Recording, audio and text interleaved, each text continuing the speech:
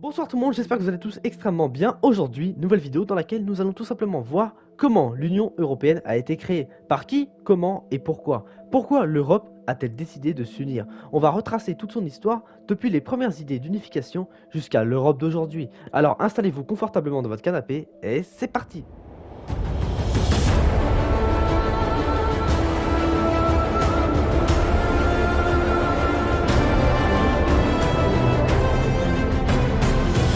Pour comprendre pourquoi l'Union Européenne a vu le jour, il faut remonter à l'un des pires moments de l'histoire moderne, la fin de la Seconde Guerre mondiale. En 1945, l'Europe est méconnaissable, les villes sont en ruine, des millions de personnes ont perdu la vie et les économies sont totalement à l'arrêt. Les tensions entre les pays, notamment entre la France et l'Allemagne, sont absolument inouïes.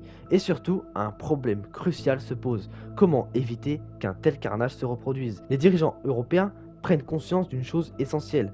Tant que chaque pays restera isolé et fonctionnera pour son propre intérêt, le risque de conflit existera toujours. C'est alors qu'une idée révolutionnaire commence à émerger. Et si, au lieu de se faire la guerre, on collaborerait économiquement et politiquement? En 1950, Robert Schuman, ministre français des Affaires étrangères, propose un projet qui va changer le destin de l'Europe, mettre en commun la production de charbon et d'acier entre plusieurs pays. Pourquoi le charbon et l'acier? Parce qu'à l'époque, ce sont les deux ressources essentielles pour fabriquer des armes et donc mener à une possible guerre. Si plusieurs pays les gèrent ensemble, plus aucun ne pourra préparer un conflit en secret. Un an plus tard, en 1951, cette idée devient réalité avec la création de la Communauté européenne du charbon et de l'acier. 6 pays y participent: la France, l'Allemagne de l'Ouest, l'Italie, la Belgique, les Pays-Bas et le Luxembourg. C'est officiellement la première pierre posée vers l'unité européenne. Le succès de la CECA donne des idées aux dirigeants européens. Et si on allait encore plus loin en créant un véritable marché commun? C'est ainsi qu'en 1957, 6 pays signent le traité de Rome, qui marque la naissance de la Communauté économique européenne, la CEE. Son objectif est simple mais ambitieux: supprimer les droits de douane entre les pays membres, favoriser les échanges commerciaux et faciliter la circulation des travailleurs. Petit à petit, l'Europe commence à s'unir, mais ce n'est absolument que le début. Durant les décennies suivantes, l'Europe continue son intégration et connaît plusieurs évolutions majeures. En 1973, c'est le premier élargissement avec l'entrée du Royaume-Uni, de l'Irlande et du Danemark. En 1986, c'est la signature de l'Acte unique européen qui pose les bases du marché unique.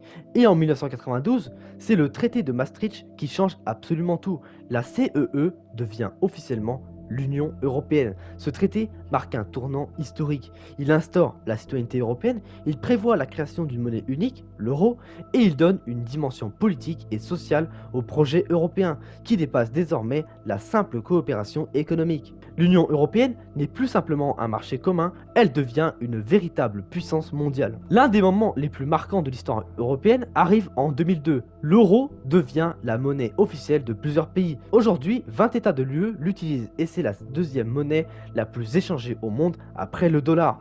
Pendant ce temps, l'Union européenne, elle, continue de s'agrandir. En 2004 a eu lieu le plus grand élargissement de son histoire, avec 10 nouveaux pays d'Europe de l'Est. Et en 2013, avec l'entrée de la Croatie, portant le nombre total de membres à 27 pays. L'Europe est désormais unie comme jamais, mais elle doit faire face à de nombreux défis. L'Union européenne a profondément changé la vie de ses citoyens et influencé le monde entier. Parmi ses réussites, on peut citer un marché unique où les citoyens peuvent voyager, travailler et étudier librement, une puissance économique mondiale qui rivalise avec les États-Unis et la Chine, une coopération étroite entre les pays permettant d'éviter de nouveaux conflits majeurs en Europe. Mais l'UE est aussi malheureusement confrontée à beaucoup de problèmes. Les crises économiques, comme celle de 2008 qui a fragilisé la zone euro, le Brexit qui a vu le Royaume-Uni quitter l'Union en 2020, et les tensions internes, notamment entre les pays du Nord et du Sud, ou sur des sujets sensibles comme l'immigration, l'environnement ou l'agriculture. L'Union européenne est donc un projet unique et ambitieux,